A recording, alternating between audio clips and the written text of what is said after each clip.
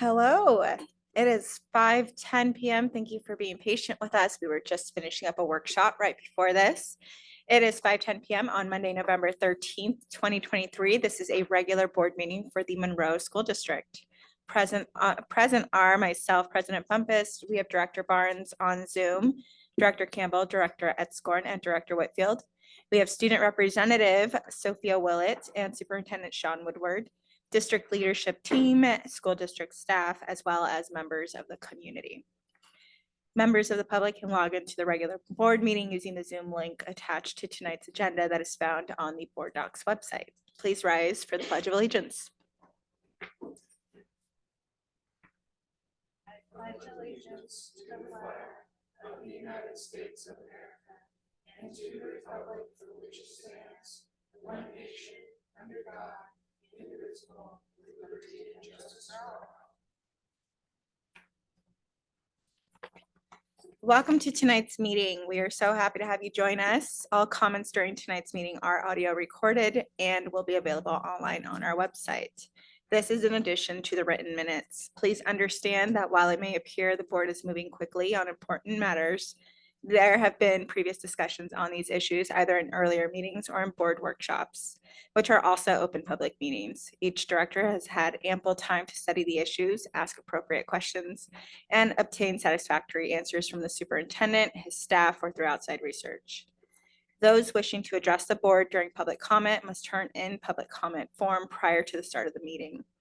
Any form submitted after the meeting has started will be held for the next meeting to address the board at that time. We have one late added, add to the agenda. It's item 6.01. Out-of-state field trip request has been attached to tonight's agenda. Is there a motion to approve the agenda as modified? I move that we approve the agenda as modified. Is there a second? Second. There's a motion and a second to approve the agenda dated November 13th, 2023 as modified. All in favor, raise your hand. The agenda item has passed for 5-0. Thank you, Molly. Moving on to agenda item 3.01, Monroe High School Future Farmers of America student recognition. I would like to welcome Monroe High School Agriculture Education Department FFA Advisor Ann Lowe. Hi, Ann. Hi. First of all, thank you very much, Dr. Superintendent Woodard and the school board. It's an opportunity to talk about something that is very important to those of us who teach agricultural sciences at Monroe High School, which has a very long legacy. We're the oldest continuous club at Monroe High School since 1931. And it's amazing how many people out in the audience might have been part of FFA, whether they were Monroe or not. So it's one of the second largest youth group in the US. Today, we're gonna start off. Uridia is gonna come on up. So proud. This last year, Uridia was our first Monroe High School contestant in what we have is called the Spanish FFA Creed contest. So today she is going to recite the FFA Creed to you in Spanish.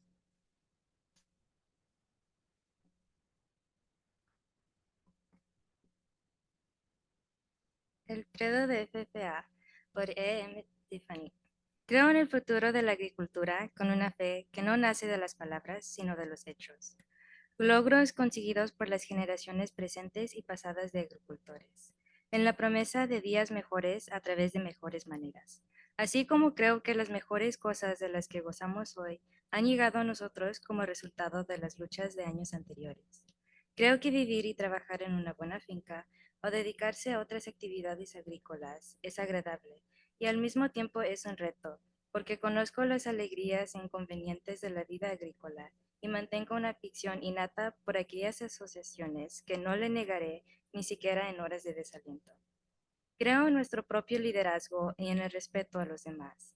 Creo en mi propia capacidad de trabajar de manera eficiente y de pensar con claridad. Con cuántos conocimientos y habilidades pueda adquirir y en la capacidad de los agricultores progresistas para servir nuestros propios intereses y el interés público en la producción y la comercialización del producto de nuestro trabajo. Creo en menos dependencia de la caridad y más poder en la negociación, en la vida abundante y en que haya suficiente riqueza honesta para ayudar a que así sea, tanto para los demás como para mí, sin necesidad de caridad y más de ella cuando sea necesario. Creo en ser feliz y en ser más honesto con aquellos cuya felicidad depende de mí. Creo que la agricultura de Estados Unidos puede y debe mantenerse fiel a las mejores tradiciones de nuestra vida nacional y que puedo ejercer influencia en mi hogar y en la comunidad que se mantendrá firme por mi parte en esta inspiradora tarea.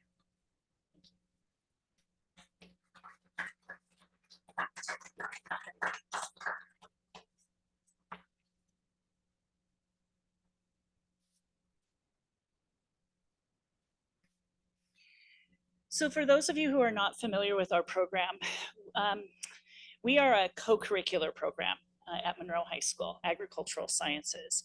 And a little known fact also about us is that right now this year, we have somewhere in the realms of 600 students who are enrolled in our agricultural science classes, in our plant biology, our animal biology, our environmental sciences, our food science and performance nutrition, our vet science, and our floral design classes. So those are all, we're quite proud of that. I am one of the 4 teachers. We have Miss Butcher in the back as well. Kylie Neal and Samantha Ziders are also teachers within our program. So each one of those 600 students is inherently a member of the Monroe FFA chapter, and they get to choose at what level they'd like to participate. Tonight we have an opportunity to recognize 6 students who have received national recognition at the most recent National FFA convention. One of the components of being a student in an agri-science course is that they have an extension project that takes place outside of the classroom. Whether it would be like, you might be familiar with the plant sale, okay? Or if you were able to come and see us at the fair, those are the types of projects. Students have an opportunity to apply for awards for the 2nd year in a row, and this student isn't able to join us because that's one other thing.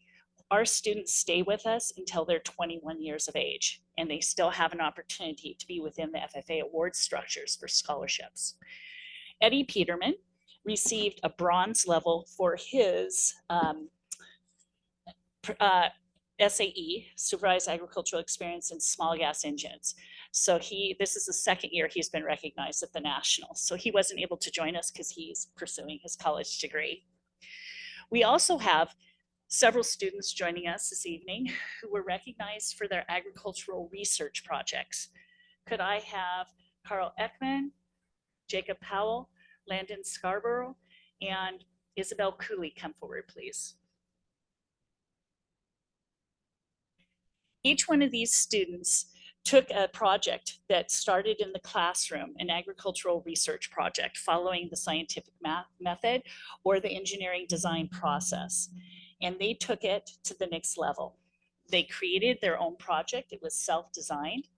They competed at the state spring fair down in Puyallup and were designated as Washington State's winners within their divisions, whether it be in foods, plants, animals, and it was also based upon their ages. Each one of these were forwarded on to the nationals, and they've received a bronze level rating. So congratulations, Landon. Jacob.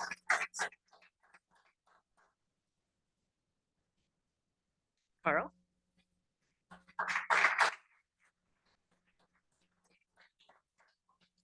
And Isabel.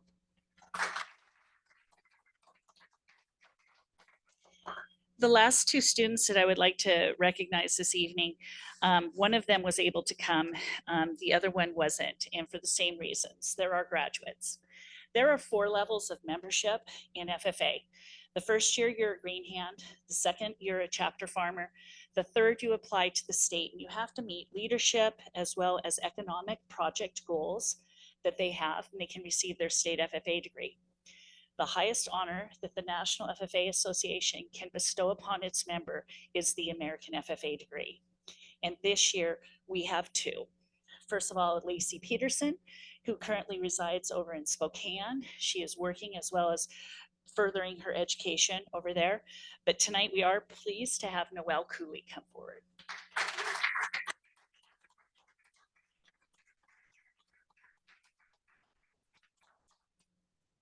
Noelle has returned to the community after pursuing some education. She currently works for Dr. Dana Bridges and is working towards, she manages their office, but is also working within that whole office to further their beef enterprise. So again, we have a student who we've taken from their freshman level, been all the way nationally recognized, and now is returning to our community to be able to serve and promote agriculture. So we're very, very proud of all of them. Thank you.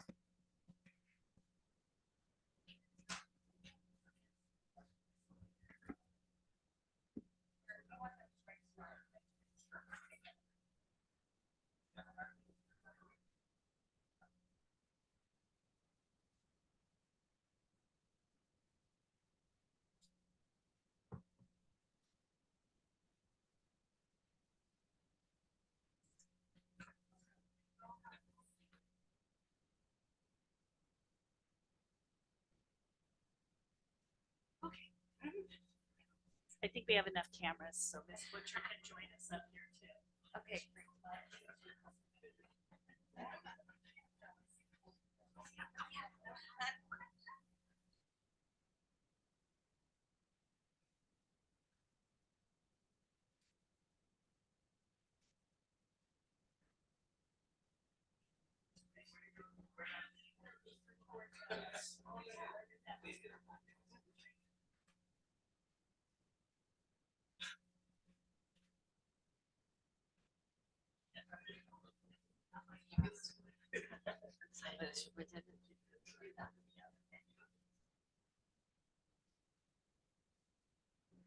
Molly, I think they got you on the screen in the picture too, so you're good.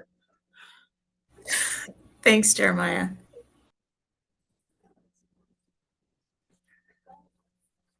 You know, FFA is really a special part of my heart.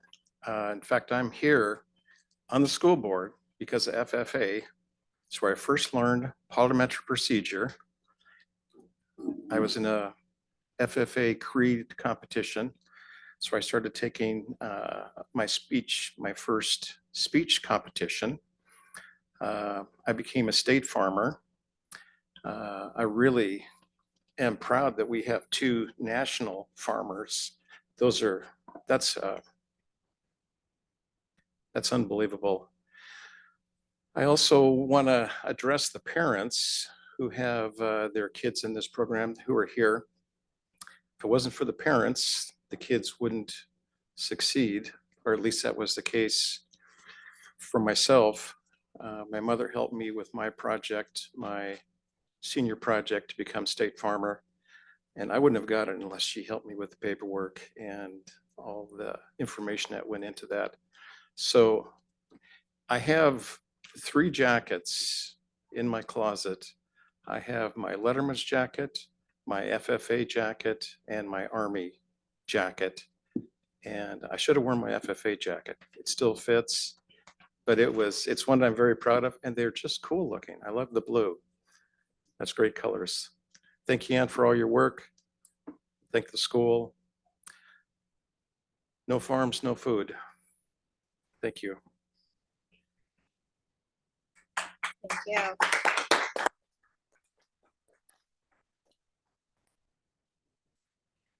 I was telling Director Campbell that the creed read in Spanish was absolutely beautiful. I've never heard, like, I got teary-eyed listening to that. That was amazing. And I like, her voice is amazing, and just all the words, that was so cool to be able to listen to.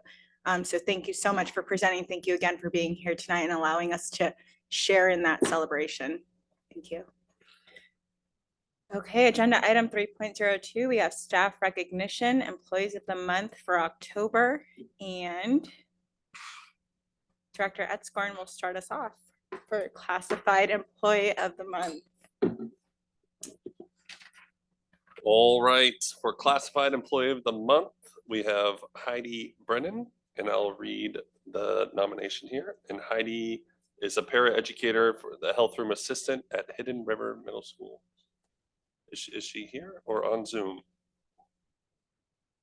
Okay. Heidi Brennan is the most amazing team player. She is always willing to help out wherever there may be a need, always positive, enthusiastic, and caring to all. Always gentle and sweet to all who enter the health room.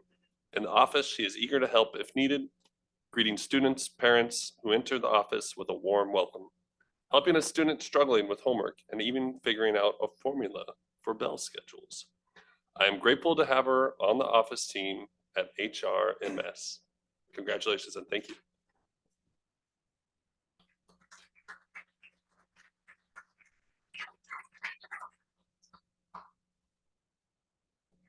I know he's here. Mr. Judy, can you please come on up? Oh, come on down.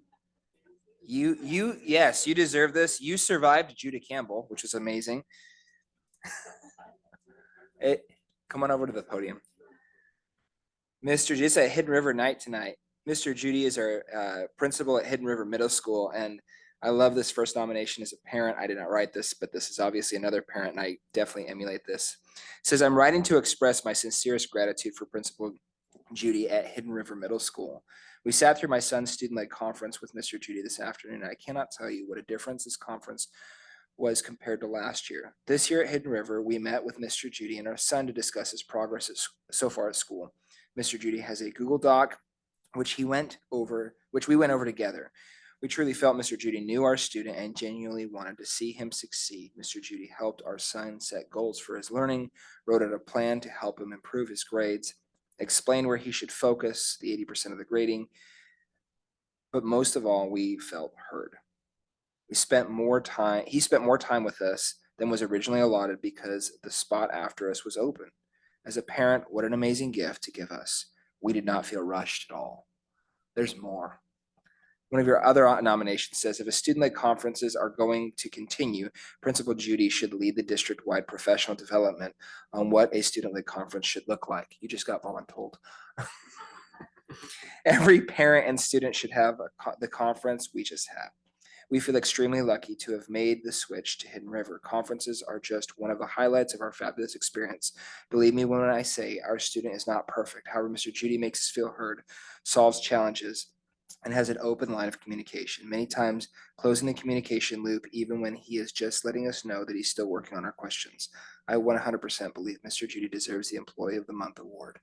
Thank you, Mr. Judy, for all you do for our schools and our students. Thank you.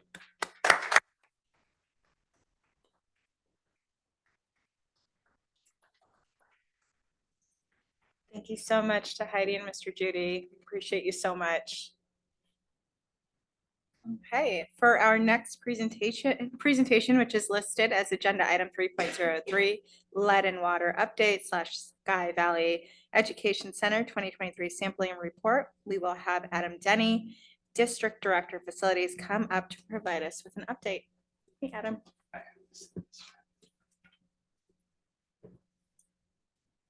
So I just wanted to give you guys a quick update on where we're at with lead. We did get some new reports in recently. We got the initial report for Sky Valley. There were 10, 12 fixtures that needed to be addressed. We've shut the ones down that we had to, but this time we chose those medium level ones that we're allowed to leave on.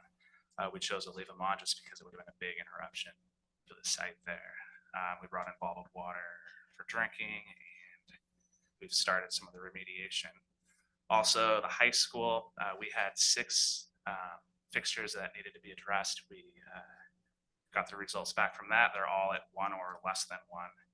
So the high school is completely compliant at the moment. The other sites, I was really hoping to have them last week. I was expecting them on Thursday, but we didn't get them. So next time I'll hopefully have those. And then actually any questions on that, on lead? Yeah, thank you, Adam, for being on top of this. What's the timeline for the fixtures at Sky Valley? We are just waiting on parts.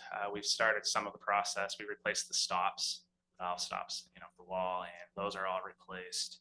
We replaced quite a few extra of those as well. And we're just waiting on the actual faucets for the most part themselves. And as soon as those come in, we'll get them.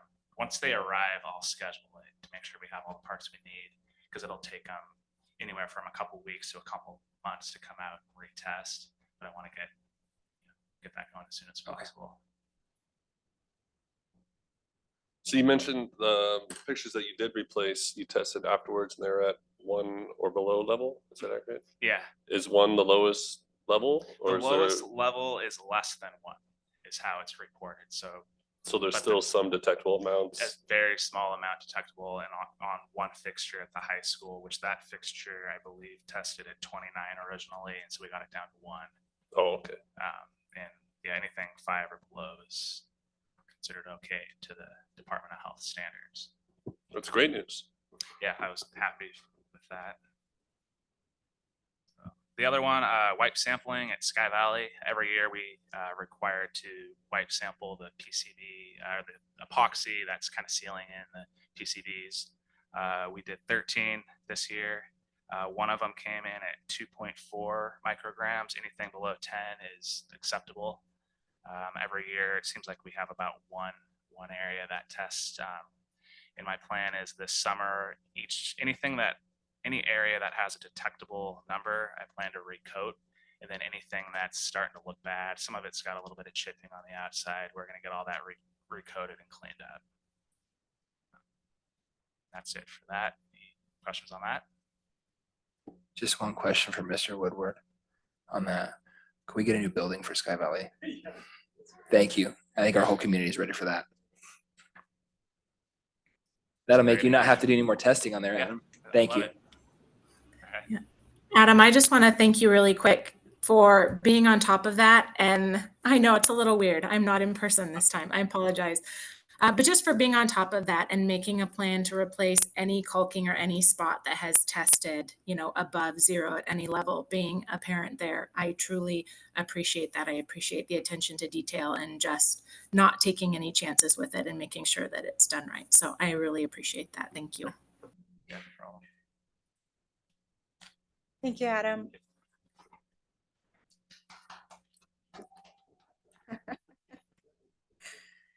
Moving on to agenda item 3.04, prevention services. We have Director of Prevention Services, Behavioral Health, School Counseling, Crisis Response, HIB, Monroe Community Coalition, Suicide Prevention, Joe Nigel.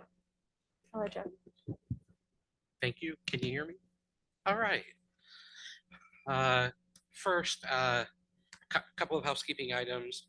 One, I'm also on next, and so what I'm going to do is combine the two conversations so that we can return some time to you tonight. And you'll see how both the subject of the community coalition and prevention services that are provided district-wide are intertwined or overlapped. So we have what we have because of the coalition and great leadership, and so within the district. And so I just want to share that. Some of you know, I got to show most of your hands. Molly, I couldn't share your hands. Sorry, Director Etzkorn, I couldn't shake your hand tonight, but next time. And then I want to take accountability because the slides we'll be sharing with you tonight weren't provided to you in advance. So want to make sure that I'll make time for each of you if you have questions afterward, or if something doesn't make sense, or you just want to tell me what a great job everybody's doing. So I'm making plenty of time for that. Am I up on the screen? Yes, I am. So we're going to actually start with the Monroe Community Coalition. And we'll see if that clicker works. Okay. So this is actually, oops, it's very sensitive. Wow, it really does work. This is a contract compliance item for our Monroe Community Coalition. Each year, I'm required to meet with decision-making bodies like the school board in order to update them both on what the coalition's doing, but also how it works and why it works. So you are helping me to check a box tonight, but more than that, I'm just happy to have some of your time. So, well, it was sensitive. So, okay. what I want to start with is the good news. It's the same good news I've been able to bring you for a few years now, that we've kept the arrow pointing downward when we look at mental health and substance abuse and other youth behavioral health data points. As a community and as a board, as leadership within the district, we've embraced the collective responsibility for keeping youth healthy and strong. And our teens continue to report the highest levels of wellness since prior to 2018. So the reason why I have 2018 is because our most reliable data is from 2018. And then we look at 2021 data, our reentry post-pandemic, and the first time we've taken this survey. Sorry, Healthy Youth Survey data is where these points come from. It's implemented every other year in 6th, 8th, 10th, and 12th grade. And it's our most reliable source of information about the health and wellness of youth in Washington State. The survey itself has been proven reliable for 2 decades. Washington State's epidemiologists have a number of false questions and other questions in there to ensure that the results we get are reliable. The more students who participate, it's voluntary, the more reliable our results. So I have a lot of confidence in these results, as do researchers across the state. What you've seen for a number of years now is year on year, we're reporting our lowest rates of alcohol use, marijuana use, smoking and vaping, prescription drug use ever recorded.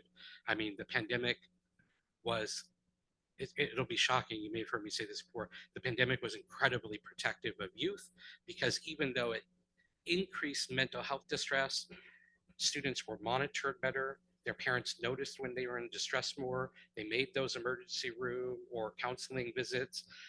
Supervision decreases substance use in general. And so our rates are even lower in 2021 across the board than what you're seeing here. We're going to see something probably different in 2023, and we'll really be able to see how our foundation of prevention and behavioral health programs have inoculated the community. But I did want to show you the good news.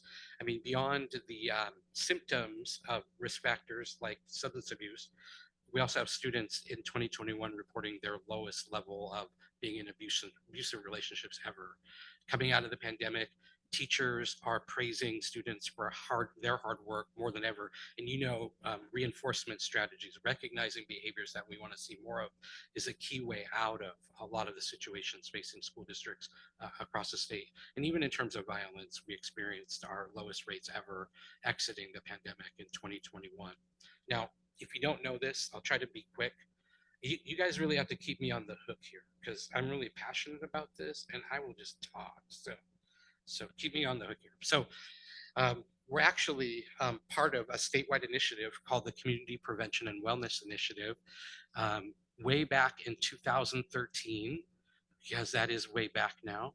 Way back in 2013, Monroe was recognized as one of the 3 highest risk communities in Snohomish County for youth mental health and substance abuse rates. And so our original partnership was Snohomish County Human Services, where I worked, Monroe School District, Northwest ESD 189, Washington State Healthcare Authority, and our community coming together to talk about how we could do this. The model changed. It went from a population allocation formula where everybody got an equal amount of funding to address these concerns to an equity-based formula where only the highest risk communities got funding.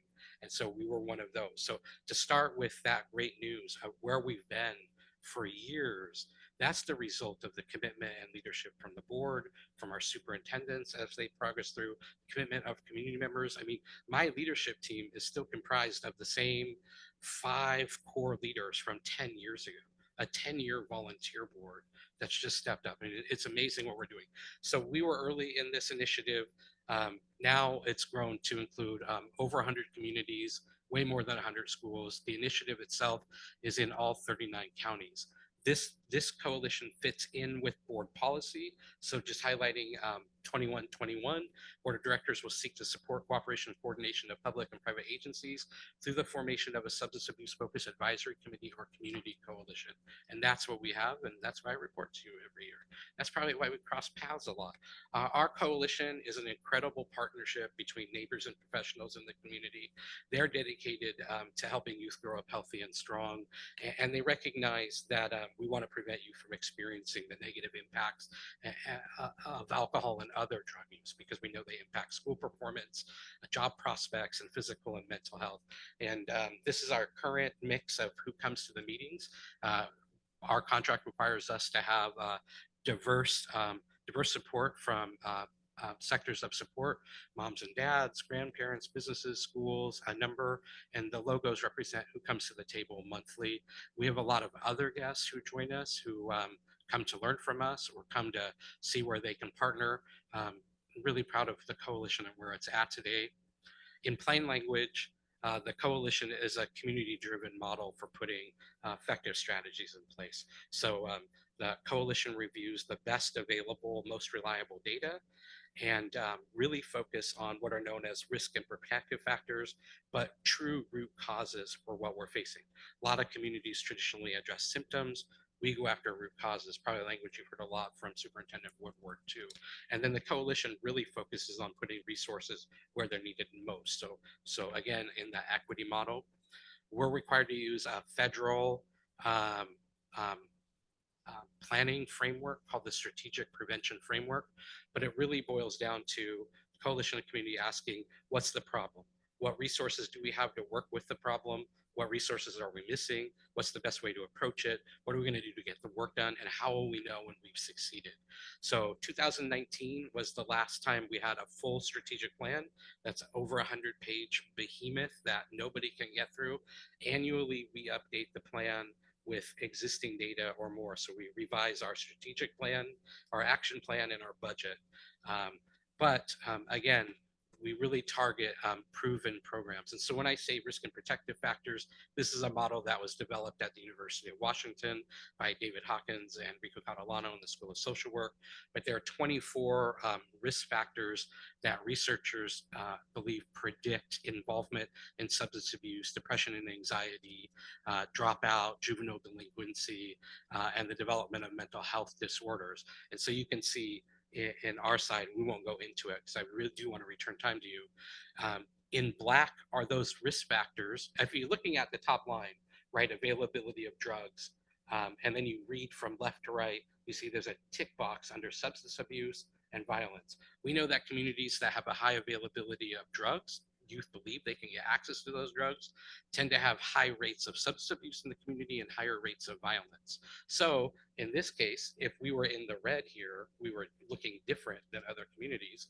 The coalition might make recommendations that we target perceived availability or actual availability of drugs to reduce the symptoms, substance abuse, and violence. And so that's where it goes down. When you get your packet, where you see green is where our community fares better than the state norm. So we're excelling at keeping our kids safe in these risk factors. Where you see black is where we are as protected as everybody else. So not necessarily forced to pay attention to it, but if it's important to us, we'll pay attention to it. And then where you see red on the left-hand side is where we look different on our healthy use survey data compared to school districts and communities like ours. So favorable attitudes toward drug use and lack of commitment to school. And if you remember from a couple of weeks ago, when you're looking at school belonging data, you also got to see how this cluster of factors, the risk factor, low commitment to school, intertwines with school belonging. They go hand in hand together. And then on the right side, what you see are pro-social strategies that we can use alongside evidence-based programs to bring our risk down in these certain areas.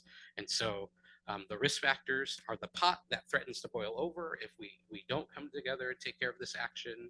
The smoke are those symptoms that we label as problem behavior, substance abuse, depression, anxiety, delinquency, violence, dropout.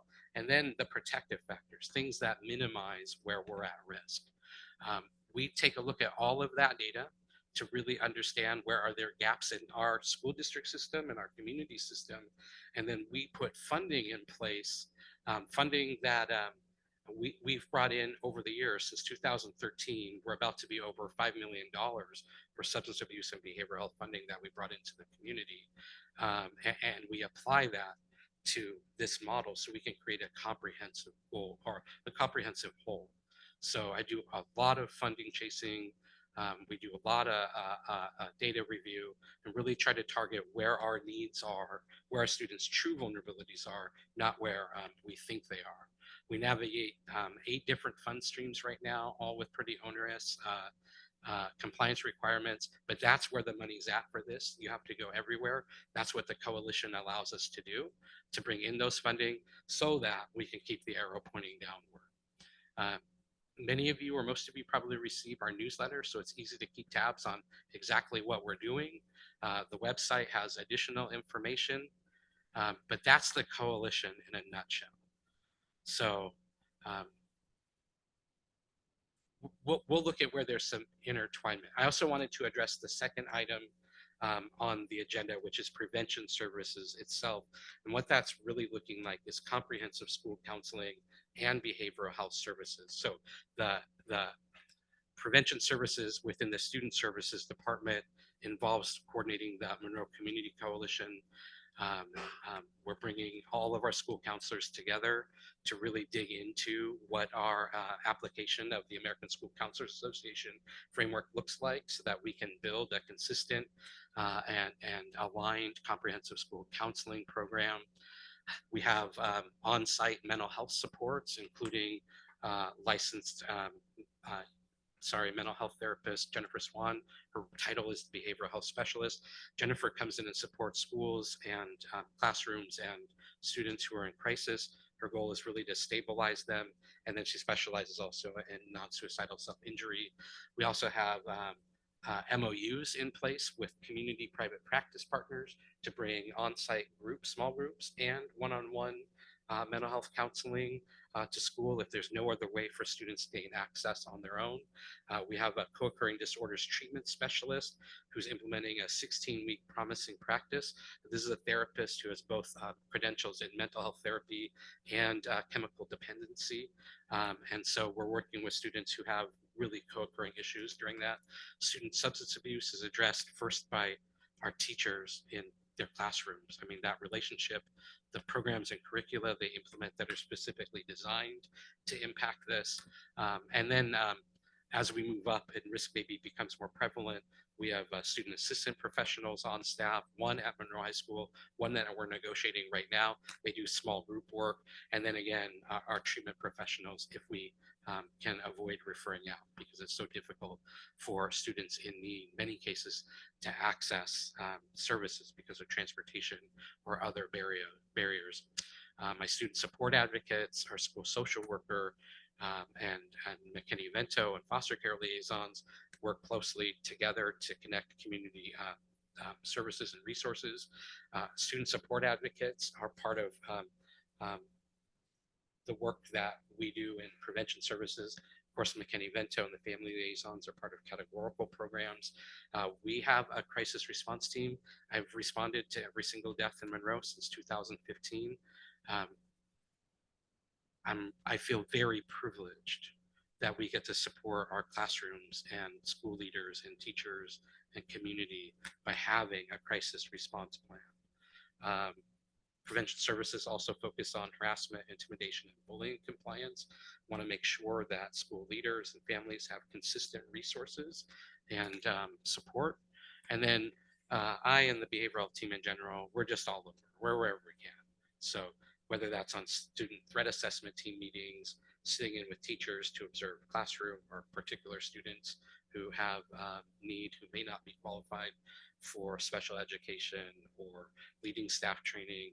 I mean, really, we try to fill the gaps. So that's kind of the overview of everything I've got for you. What you'll get from me also are bonus slides. So when I say our comprehensive whole, what does that mean? Well, I've broken it out by policy, each level of school, elementary, middle, and high school. and then the tier one response, tier 1, 2, 3 responses, and our community-wide supports, because we do work as a coalition outside of the school district as well, but that all integrates with what we're doing as a comprehensive whole. And so you can see at every level where we have evidence-based mental health promotion and suicide prevention programs. We really do focus on evidence-based practice above all, because an evidence-based program doesn't just mean that it's been evaluated to do good, but it's been evaluated to do good and not to cause accidental harm. And so that first doing no harm is a central tenet of the work. I mean, take what you know the DARE program, right? It's in 75% of American schools. It was implemented internationally, generated more than $1 billion a year in revenue. And at the beginning of the 2000s, end of the 90s, what we learned from 8 different evaluation studies is that DARE was ineffective at preventing substance use and actually caused substance use initiation or experimentation and criminal justice involvement for the most vulnerable youth who participated in those programs. So when you take it to scale, that means DARE caused tens of thousands of American students to start using drugs and go to jail, right? So very well-intentioned program. Everybody's heart was in the right place, but it hadn't been evaluated to do good in real time or over time. And so that's why we focus on evidence-based practice and prevention services. Want to be good stewards of public funding, want to make sure what we do works, and want to make sure we're not hurting anybody in the process. And so you can see this for everything when you get the slides. What are we doing for mental health promotion, suicide prevention, for substance abuse prevention and intervention, for bullying and violence prevention, for SEL and character development. So we have overlaps with all of this work.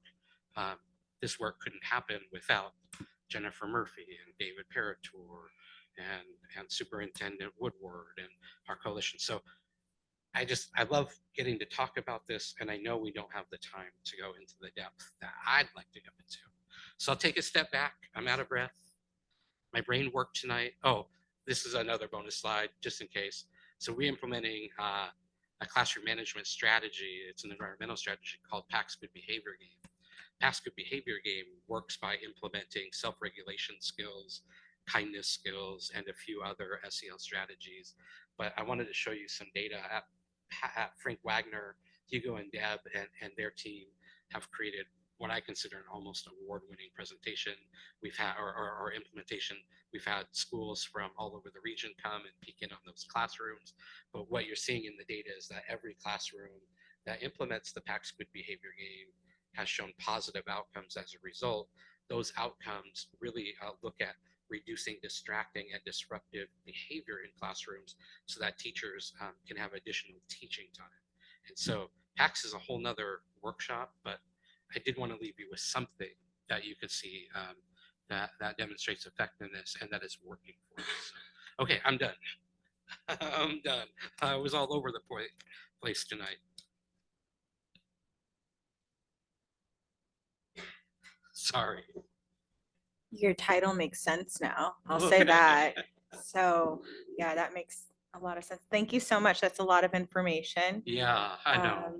And I've been to some of the meetings with the coalition. I mean, you all do great work, and I'm grateful that we have such amazing people in our community who are committed to this work, including you. And so I appreciate everything you do. I do want to sit with this packet a little bit more and digest it and continue to learn all of the things. That's why I wanted to take accountability up front. Yeah. You deserve to have this in No, advance. this is awesome though, Joe. Thank you so much for presenting it. It's very clear information. So thank you for making that available. Joe and I were having a conversation before we got started this morning or this evening too. And one of the things that I appreciate and I love to see more is when we look at trend data like this, what is comparative to other schools? What is comparative to other states? So we look at all these different things and we say, hey, we're doing really good here, but we're really struggling here. Is that normative of that age bracket of those kids when you disaggregate the data out and you look at saying, look at our middle school data versus our elementary data versus our high school data, and what does that look like across the state? Are we struggling or doing better? And so when you do that in the charts with the green and the black and the red as well, to say where are we faring, because it can say what are we doing well and how do we continue to implement those strategies to be successful? Or where are we struggling comparative to other places? Like, are other schools doing better, but we're struggling here? Okay, what are they doing? What are the best practices that are happening? Because, and what can we do to get to those causes? And that for me, that's something that I really appreciate. And so I love nerding out on the data with you and that, Joe. So, and again, I think we need to get like a whole plaque for your chest, for your nameplate, because you do have I appreciate that you're in charge of many areas, but they're all very interrelated. Yeah. And I appreciate that we have you on our team to help with that. So thank you. Thank you for the work that you put in. It's a lot. Any other questions? I wanted to ask you about a couple of these surveys. Sure. So this one survey I did as a community member, talking about or asking questions about our perceived Yes. belief about availability of getting pot or the problem with drinking. What help does that have as, you know, I'm removed from that so much? How would my perception help in a survey like that? Sure. So one of the reasons why we collect perception data from adults is to see if adult beliefs are aligned with true needs. And so there's opportunity when we learn where adults are most concerned about. For example, in the annual community survey that we just closed on, that we're closing in 2 days, what's trending forward, and for this is the 7th out of 8 years, is the respondents of this survey are most concerned about youth mental health. And so like when you look at this packet of programs, a lot of the funding we get is primary prevention. So really narrowly focused on substance abuse prevention, evidence-based practices. And the programs that the coalition select are multi-domain, right? What we have happening in the district are multi-domain. So they don't just select substance abuse. They don't just produce substance abuse outcomes, but also conduct disorder outcomes, mental health outcomes, suicide prevention outcomes, and a number of those. That allows us to be responsive to the adults in the community. So knowing what they're seeing and then taking that in combination with what our students are self-reporting to us, the Healthy Youth Survey, really does give us a full picture. Those two surveys also allow me to go after grant funding. This year, or in this biennium, I operate in a 2-year biennial structure for most of the grants. And we'll have raised over $1 million over the next few years just for these topics. And that's pretty, for me, that's a blessing when we don't have the property tax base or the legislative funding to come in and actually do all that we're mandated with. That's why I wanted to tie that to our policies as well. We're on the hook for this one way or another, but we got to go way out of our local resources in order to meet those standards. And so that perception data just helps drive home what are we really seeing. Sorry, that was a long answer. Sorry, Chuck. No, well, I have another survey question for Yes. the Healthy Youth survey where the kids participate anonymously Yes. and give feedback about a variety of things. And I have looked at, let the public know, I've looked at the questions and for the age group. Some of them are a little tough, but by far they're reasonable and important information. What do you hope to see in terms of participation of the students? It was mentioned by, I think Sophia mentioned it last time about whether kids just whip through the thing and just answer a variety of things. What do you hope to get in terms of participation? Because the last one we did was 3 years ago. 2021. Okay. Yeah, That's so important we're really data. looking for 3 things here. One, in terms of participation rates, we want to have participation rates that exceed 60%. That allows us some wiggle room for reliable information, even if we toss out a large section of those surveys. By we, I mean the state epidemiologists. So the survey itself, what the epidemiologists monitor to determine what surveys are valid is whether or not it was random answering. They just answered all A or all C. So those surveys are gone. There's a question in there, were you truthful on the survey? If you say you weren't truthful, all of those surveys are gone. That's the last question on the survey. I noticed Yeah, that. yep. Am I telling the truth? Yep. After you've gone through all those. There are questions about fake drugs. And if those fake drugs are answered or a student reports taking one of the fake drugs, those surveys are tossed. So there are a lot of reliability measures built in, and what we get back, what we want back is over that 60% threshold. Okay. So I hope that answers the question. Yeah, it does. Thank you. Any other questions? Okay. Thanks thank for you letting so me much. share my passion, guys. Thank you, Joe. Appreciate you. Okay, moving on to agenda item 4.01, student representative report, and we have Sophia.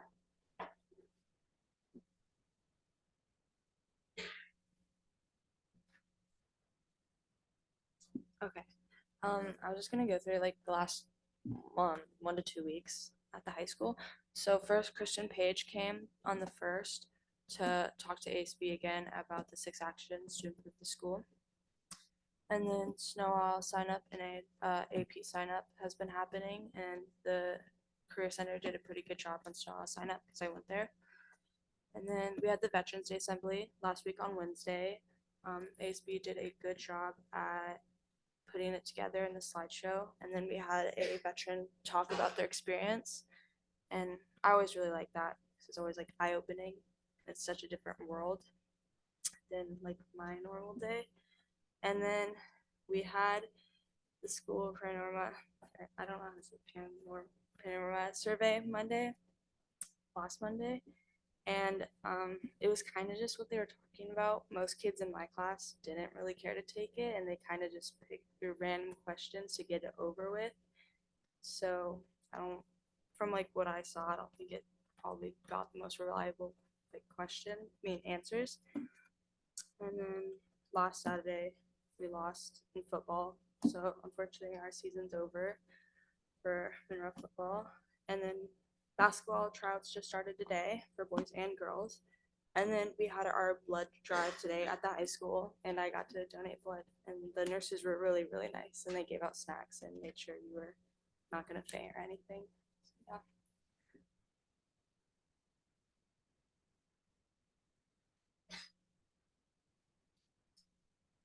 Thank you so much, Sophia. I'm sad I missed the blood drive. I did it last year and with a couple of friends, and I got the best time. So I need to keep it up. Maybe we can do a director challenge next. Yeah, listen, I'm up for it. I know the tricks now. Yeah, 4 minutes over here.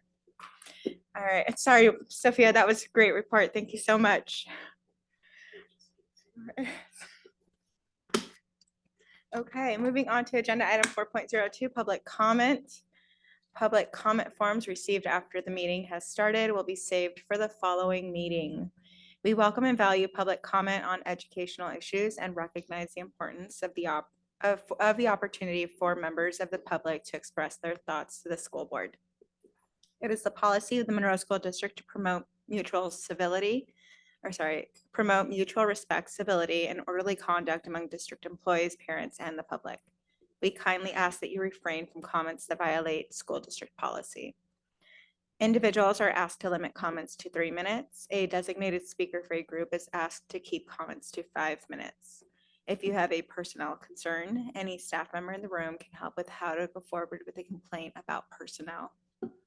The board does not respond to public comments during the business meeting. Please note that the board's silence is neutral. It is neither a signal of agreement nor disagreement with the speaker's remarks. The president may interrupt or terminate an individual statement when it is personally directed, abusive, obscene, irrelevant, targets a protected class, or exceeds the time limit. As the board president, I will determine the appropriateness of all such rulings. When I call your name, please step up to the microphone. If attending the meeting virtually, please join us as a panelist, allow video, and unmute your microphone. It looks like we have a couple of audience comments tonight, and first we'll ask Ms. Shauna.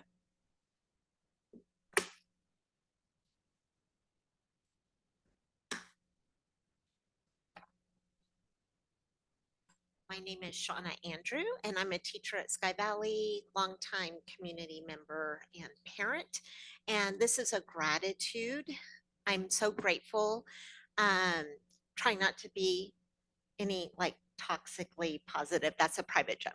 Um, but thank you to the superintendent for listening to us and opening up our field again. I look forward to when it's not raining and being able to use that. And several teachers have expressed their appreciation for just having that available. And we really appreciate that. So I wanted to tell you thank you.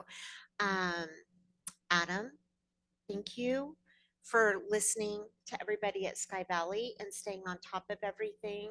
We've always felt like the school that wasn't heard.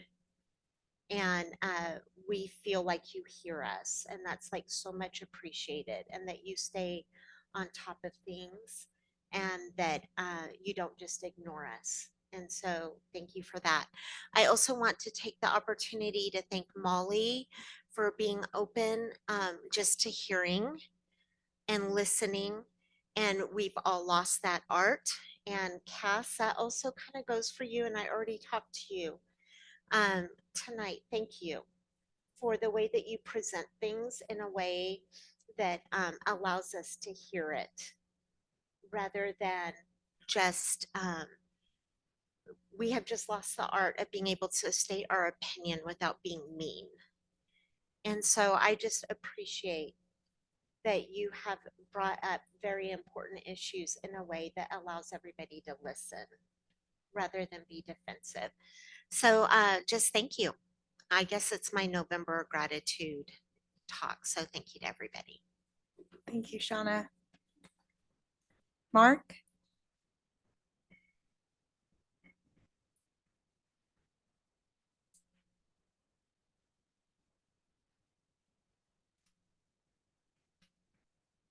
Hello, my name is Mark Atterbury. I've been a community member for 23, 24 years.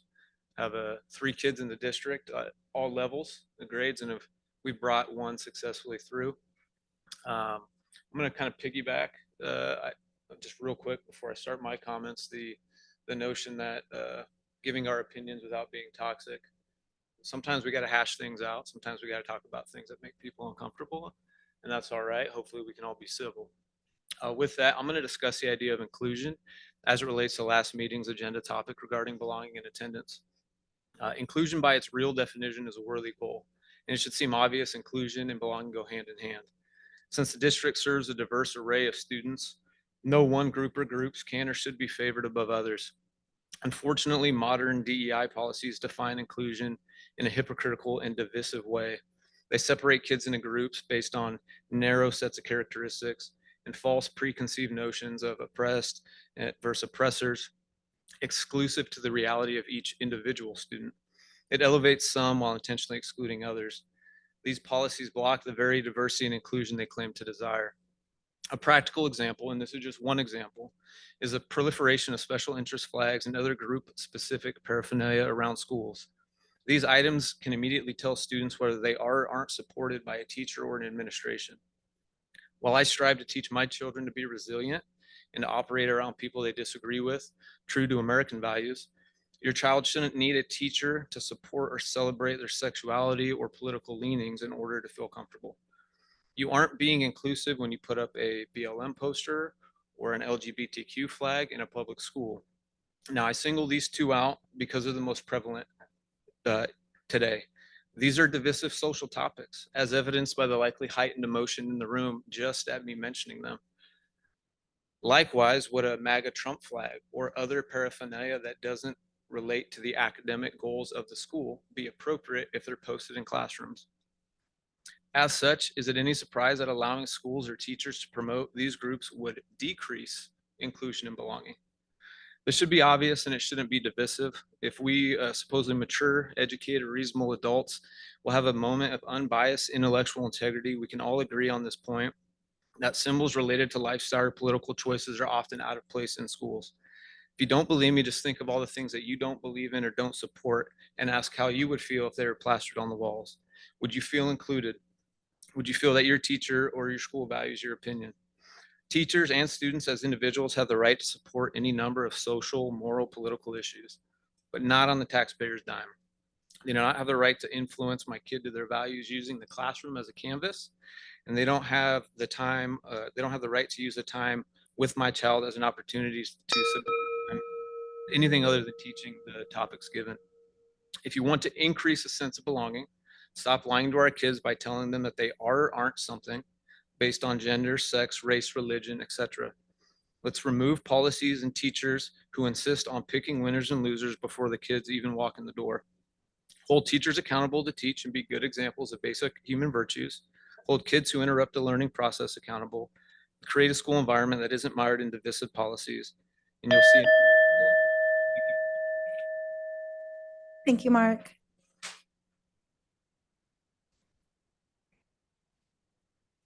Okay, moving on to agenda item 6.06, approval of the consent agenda. Is there a motion?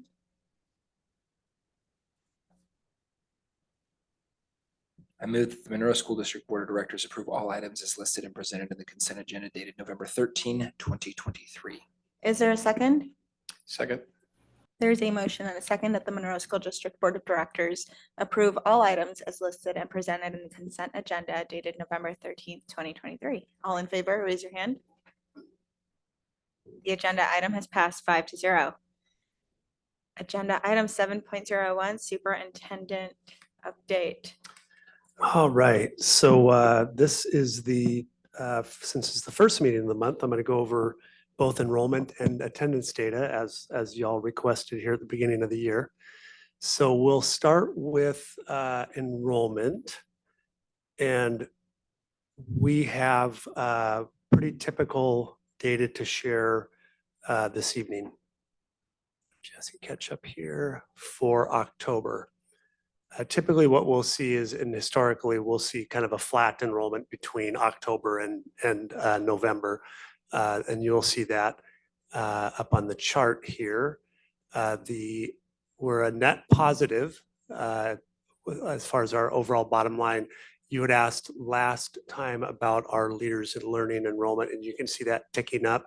You'll see that over the course of the year, and a lot of kids that might need desire a different kind of learning environment, moving from Monroe High School, maybe to Sky Valley or leaders. But as you can see, it's pretty flat enrollment.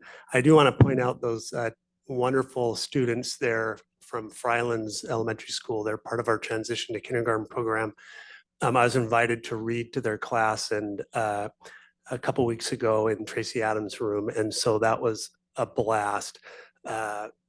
They, of course, were a little bit nervous at first. I haven't spent too much time in the classroom. And so Miss Adams had them go around and say their name before I read, as well as their favorite cookie. So the first little one shared their name, and then out of their mouth came rainbow cookie. And they said it really fast. Like, I just want to say something, I'll say anything. And Miss Adams said, oh, rainbow cookie, that's interesting. Student number 2 goes and they say their name really quickly. And it was like rainbow cookie. Before I knew it, we had 18 kids saying their favorite cookie was rainbow cookie. So it was my turn, and I said, hey, absolutely rainbow cookie, but I like chocolate chips on my rainbow cookie. And it was pretty funny. The couple days later, I was in the class, and you can see them making their cookies. Miss Adams took the time to say, okay, we'll go ahead and make some rainbow cookies and add chocolate chips as part of the class project. And I appreciate our staff so much, just going with the kids sometimes and having fun activities that they can look forward to and be deeply engaged. And I commend Miss Adams for that.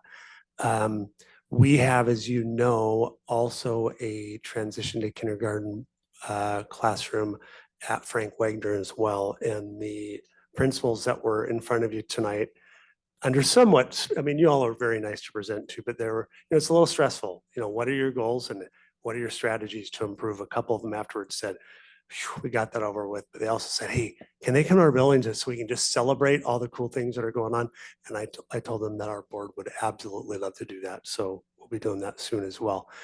Attendance wise, we have, you can see our September attendance and our October there. Remember this, we can look at attendance in many different ways. This is overall number of school days that kids could attend school, and then the actual number of days attended.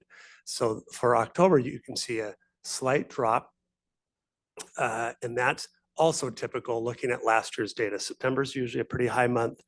and October is a little bit lower. Good news is for the month of September, we had a higher rate of attendance than last school year. And then you can see for October, the same is true. So October of 22, we were at 89.3%. This year, 90.3. So I want to commend our principals, our office staff, and all of those people involved with this work. We're moving the needle, and that's all I can ask. Try something different if you want different results. So you can see, I think, just almost every school. So that's fantastic, and they've got to celebrate those small wins with their staff as well. So I definitely appreciate our team, and we'll go ahead and visit this every month. So we're on a positive trend for sure. So the strategies are paying off. This is also our transition to kindergarten program as well.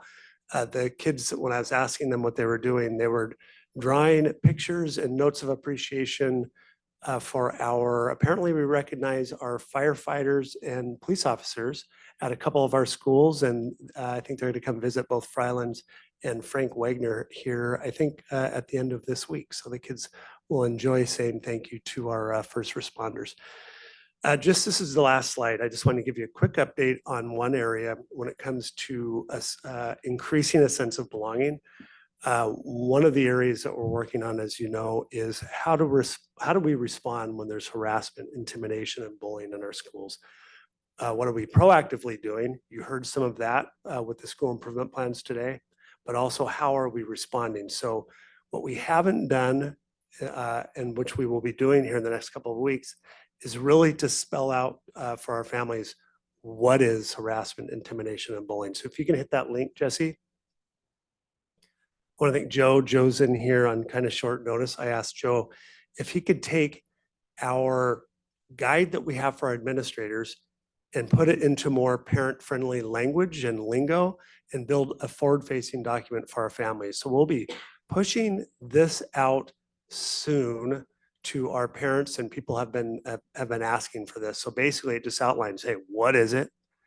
How do we respond? What do investigations look like? What if we disagree with the results of an investigation? And what kind of measures, if you go all the way down there, go up a little bit, what kind of preventative measures do we have? What does supportive measures look like? What about disciplinary measures? There's some confusion as to how do we deal with this when it happens. And we really want our families to be able to trust sending their kids to school when they know that, hey, go to school, sometimes you might be subjected to these things, and they want to trust our response. So part of that is for them to really understand what we have outlined here as well. So tomorrow we'll be sharing this. I think Joe and I, well, we've already shared it with our principals, but we want to get some feedback to make sure we're not missing anything. And then we'll push out this communication within the next couple of weeks to our parents as well. So that's all I have for this evening. Questions? That looks great. Interesting to say that out loud. Again, that looks awesome. I love that it's clear. And as a parent, I can better understand the process, or at least, I can ask clarifying questions based on the information that I'm seeing. So thank you for that. That's awesome. Okay, agenda item 8.01, board reports and or comments. Director Barnes? I'm on Zoom and I'm still going to go first. Okay, so there's quite a few things to update this week. So first off, I'll say that I got a chance to do our solution tree PLC school board training about a week and a half ago, I think maybe 2 weeks. I'm losing track of time. But I really just appreciated how in this training, it brings us back to the why, right? Why are we doing this? Be clear about the why. We're charged with being good at Tier 1 instruction. We improve the professional practice of our adults to achieve this. And our schools exist to learn grade level standards and above. There were so many great takeaways. This is just kind of a sum it all up, but you all should have our PLC books. And this was basically kind of diving into the first chapter. But one of the other things it talked about was ensuring learning for all kids, looking routinely at student data. Do we model the behavior we expect of others? And are we celebrating our improvements? And I thought that that was just really cool. So I have a lot of stuff in my notes for anybody who would like me to share, but it's just really neat to sort of hear those things reiterated and how communication is so important. Our focus is the same, even though our tasks within the district look different. And that the main focus is to ensure high quality student learning. So the next thing I was going to hit on, I just want to say congratulations to all of our student athletes, football, volleyball, dive, and swimming. You guys just put up some amazing events. You did so well going to districts and even making it to state. We had 2 lady divers who placed first and second at districts, which was amazing. Madeline Clark was the 3A district champ, and Bryn Magelson placed second. So just a big congratulations to them and to all of our competitors, and the 4 ladies that went to state in swimming as well. That's a huge accomplishment. So I just want to say congratulations again. And winter season for athletics is starting, and so that's really exciting. I'm looking forward to getting out there and getting to some more sporting events to cheer on all of our Bearcat athletes. Another thing I had the opportunity to do was to go and take a tour of the bus barn, and Mike Birch led me around and showed me kind of all the things. And I had no idea we had 3 different huge fuel tanks underground. One of them's a 10,000 gallon, and we have 2 6,000 gallon tanks. And I was geeking out a little bit walking into the shop where they work on all the buses, and to see just the huge lift for these buses. And the Harley Davidson toolbox was kind of cool too. So I have to give props to that. And it was great to get to talk to our awesome mechanics, Scott and Bob, and just to hear about what they've been doing and just share our appreciation with them. So that was really awesome. Also, I know it's late. Veterans Day was on Friday, and we kind of celebrated it more over the weekend, but just another thank you to all of our veterans and to the families of veterans for all that you have done, all that you have given.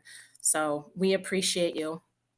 And then last, I don't know, what, a week and a half ago or so, President Bumpus and I were able to meet with QSA leadership over at Sky Valley. And I just want to say we have some amazing students in this district. This is an incredible group of kids. Their main concern in sitting there and talking with them just about everything that was going on was to make sure that all students feel that they belong and have an environment where they feel seen, valued, and safe to learn in. President Bumpus and I are really looking forward to having more meetings with them to brainstorm how we can make MSD a place where every student feels that they belong, and just really kind of leaning into this. So I'm very excited about that. Also, this week starts Monroe School District Kindness Week, but also today is World Kindness Day. And it was really fun to hear about what some schools are doing already. Like Christine said from Park Place, that every student wrote a card. Not every student, but students got together and wrote a card for every student in the school to deliver it to them. And I think that that's incredible to have something that's student led and an idea that they go and put forth and do to help students feel like they belong and that they're welcomed. I mean, this has been kind of a big focus for us. So, but in this, acknowledging that we also have students who choose to be unkind with use of hate speech, bullying, and harassment. And so right now, I want to ask families, would you please partner with us to remind your students to be kind to others, to treat others the way they want to be treated? It's okay to disagree, but we still need to be kind. And community members, I'm asking for your partnership as well. please model the behavior we want to see in the kids in our community. They're always watching us. And as you know, our policies state, just briefly, some of policy 3207, that we are committed to a safe and civil educational environment for all students that is free from harassment, intimidation, and bullying. But this also means that we need your help and your partnership. So staff, families, community, let's make sure we're rallying around our students, offering support and modeling kindness today and every day. I'm excited to hear more about how this week goes, to hear what students have come up with to do to show kindness to others and to help more students feel like they belong. So thank you for everyone who presented tonight. And yeah, I hope everyone has a good week. Thank you, Director Barnes. Anybody else? Director Whitfield. WASDA. Thank you, Kim. I'm sure you reiterated the need to have a definition of all the acronyms. So WASDA, Washington State School Directors Association. Directors, whatever. We're going to that on, it's going to be Thursday through Saturday. It's going to be workshops with other school directors from 295 school districts, presentations, a lot of workshops, ones where we can hone our skills, learn more about the school districts and learning models and a variety of subjects. So heading over to that on Thursday.